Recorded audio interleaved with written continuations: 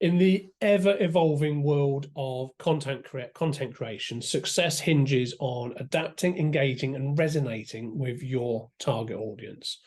Whilst your intuition and creativity play essential roles, customer feedback is another valuable resource that often goes overlooked. Customer feedback is the heartbeat of marketing your products and services. It provides direct communication between your brand and your audience, giving insight into their preferences, expectations, and pain points. So to harness the power of customer feedback, first of all, you must know where to find it. There are three primary sources. So you've got surveys, reviews, and social media. Surveys are invaluable for obtaining structured feedback, providing a clear snapshot of your customer sentiment. Reviews on your website or third-party platforms offer unfiltered opinions and testimonials. And with the interactive nature, social media platforms provide real-time insights and create a space for then an ongoing dialogue with your customers or prospects.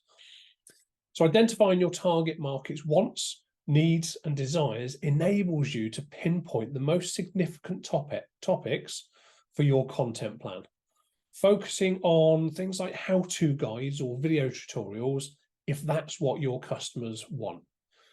Adapting your content strategy to cater to your audience's preferences ensures that your content resonates with them much more effectively.